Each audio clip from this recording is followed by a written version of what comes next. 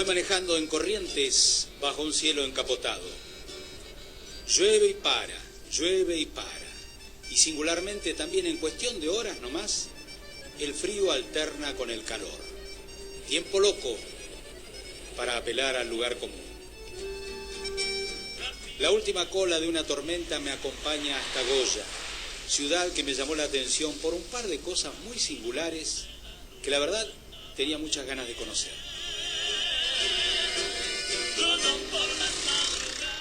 Apenas llegué, me di una vuelta por la costanera.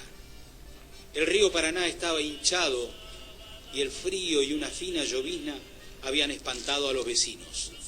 Pensé que debía esperar a que el tiempo mejorara, mientras evaluaba qué hacer primero.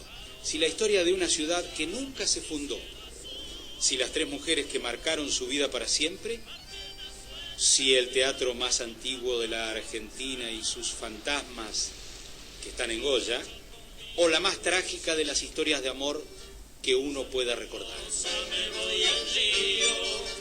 Frente al río, recuerdo, se me ocurrió el título, Las mujeres de Goya. Parecía apropiado.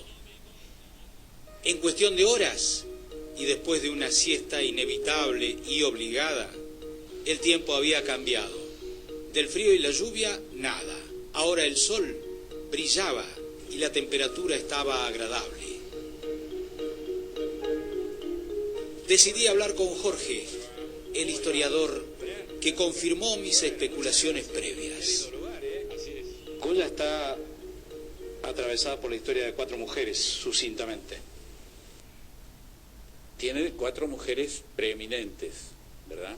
Y la primera sería la que aparece como fundadora.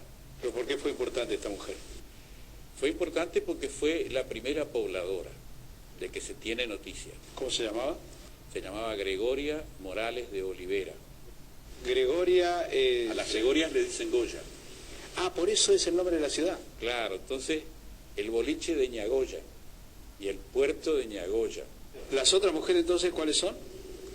Importantes para Goya. Las mujeres que fueron protagonistas de la historia de Goya son Sinforosa Rolón y Rubio, que nació en Goya en 1814 y murió en 1896, una mujer que dedicó su vida a hacer el bien y dejó algunos edificios muy importantes, como la iglesia La Rotonda y el hospital San Juan de Dios, y Isabel King, norteamericana, de las maestras que en la época de Roca fueron destinadas junto a su hermana Raquel para organizar una escuela normal en Goya.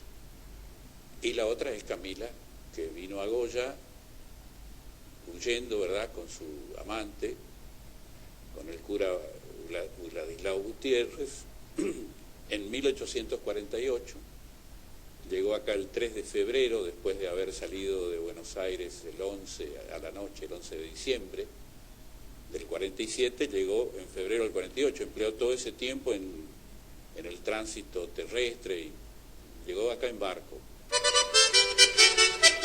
Si uno mira atentamente el centro de Goya y algunas esquinas tradicionales, se impregna rápidamente del espíritu de estas historias fundacionales.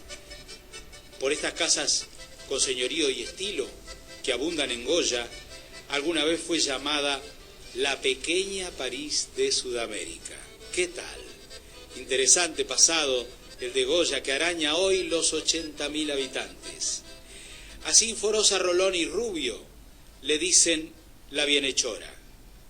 Hija de una familia adinerada, prima de Juan Manuel de Rosas, a su prometido, el coronel Tiburcio Rolón, lo pasaron a degüello después de la derrota de los unitarios en Pago Largo.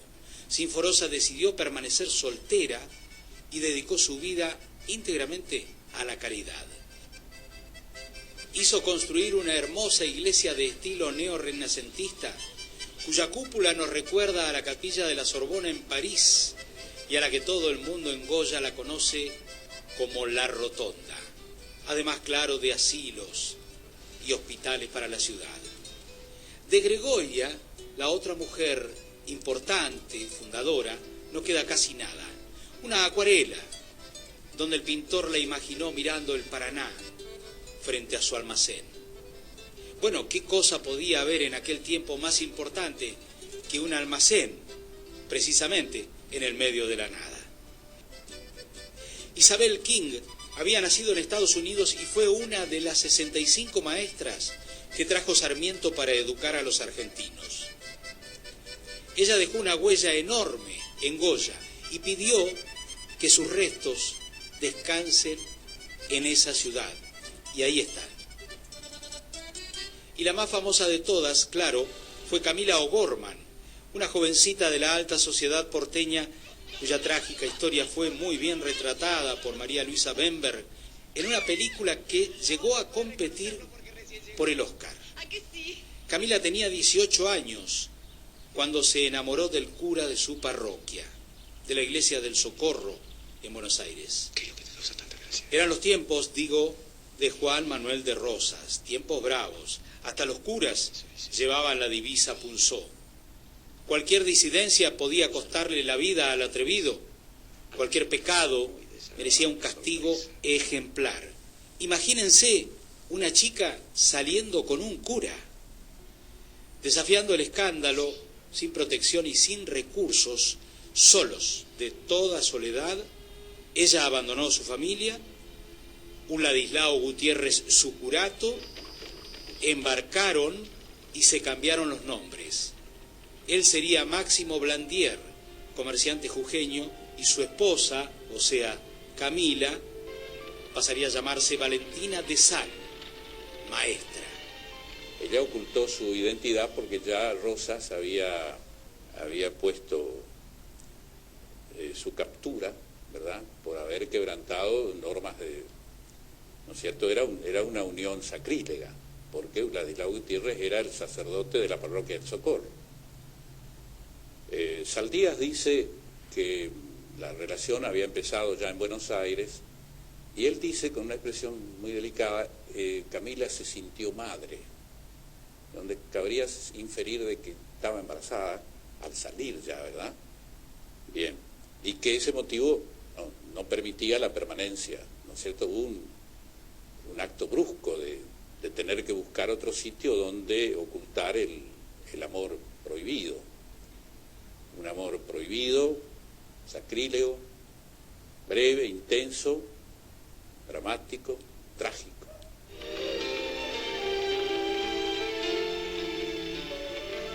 Nadie sabe bien por qué fueron a Goya, pero sí es cierto que el tiempo que pasaron allí fue de una enorme felicidad y que apenas llegaron se pusieron a trabajar. Fueron muy bien recibidos porque fue la primera escuela. El pueblo no tenía escuela. El pueblo se creó a sí mismo, 1848, y había muy pocas casas. Había sido declarada villa en 1825 durante el gobierno de Ferré. Rápidamente la joven pareja se insertó en la pequeña sociedad goyense, y eso, lamentablemente, fue su perdición, porque un día fueron invitados a una fiesta a la que no podían negarse, fiesta que selló su destino. A esa fiesta también fueron invitados los tripulantes de un barco que venía de Asunción, venía del norte, y entre ellos bajó un sacerdote, que por cierto lo conocía de la época en que había ejercido el sacerdocio Gutiérrez, y lo saluda en medio de la fiesta y le dice: ¿cómo le va, padre Gutiérrez? Por supuesto, él niega, dice que no, pero como ya la captura estaba ordenada, este sacerdote lo denuncia. La denuncia va a Virasoro, que era el gobernador de la provincia. En nombre del gobierno de Corrientes, los reos Ladislao Gutiérrez y Camila O'Gorman quedan detenidos a disposición de la justicia. ¿Qué está diciendo? La pareja fue capturada de acuerdo con una orden de Rosas y fueron llevados a las afueras de Buenos Aires. Ese traslado a santos lugares ya era trágico, porque en ese lugar nadie salía vivo. Era el lugar de condena a muerte, vamos a decir.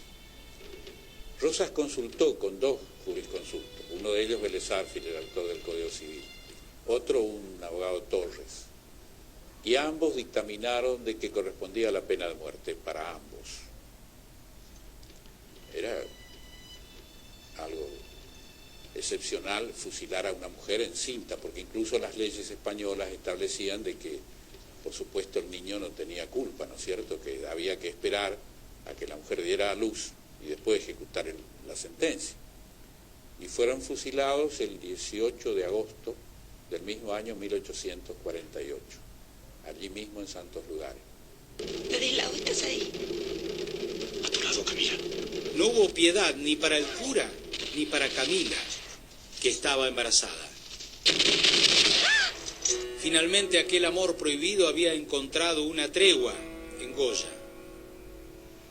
Nada material hay que los recuerde en esa ciudad, aunque alguna sombra de las casas más viejas seguramente los cobijó durante los meses más felices de su vida que pasaron esos desdichados amantes.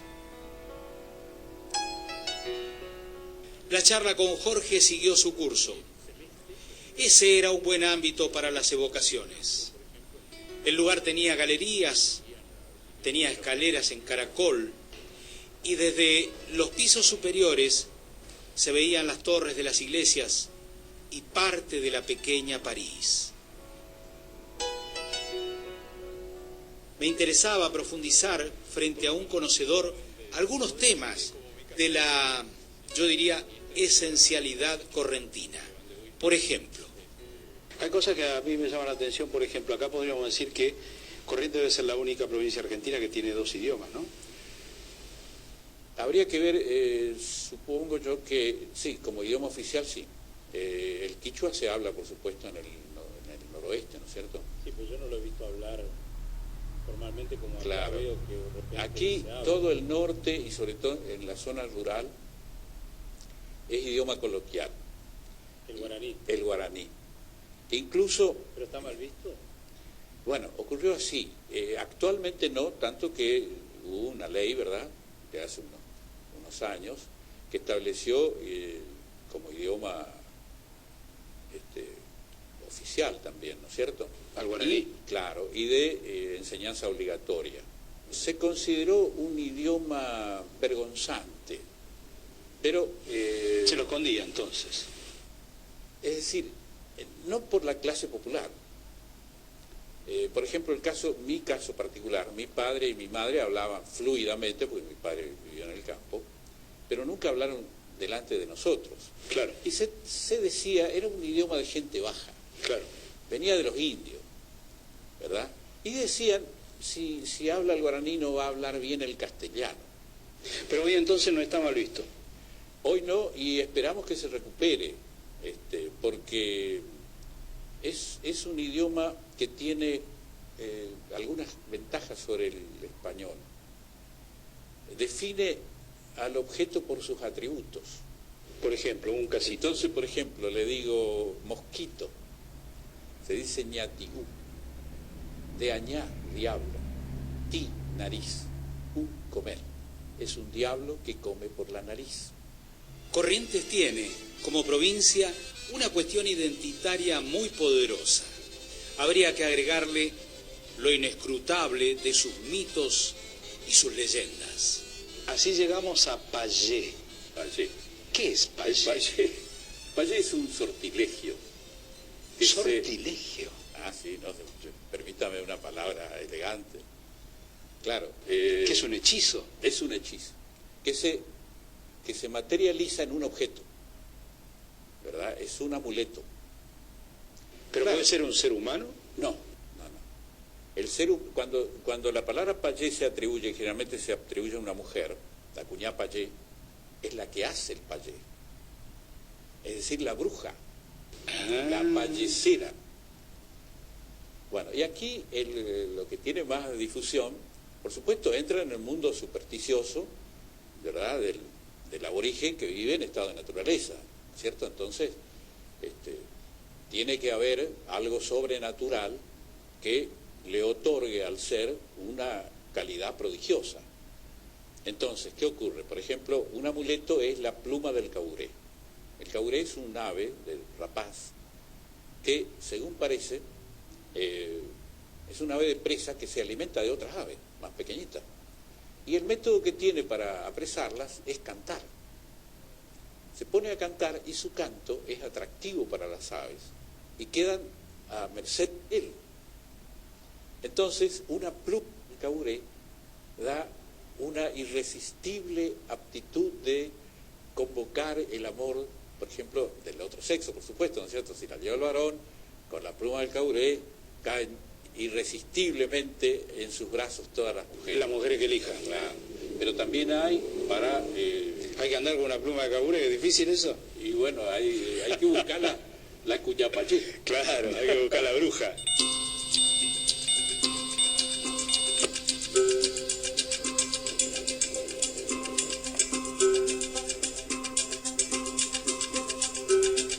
Ya volvería a Goya y sus hechizos, pero tenía un compromiso a muchos kilómetros de allí para averiguar una historia muy rica y yo diría inmóvil.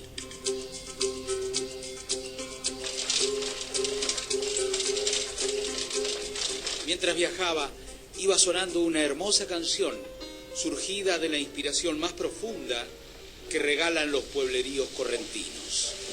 Y allá y te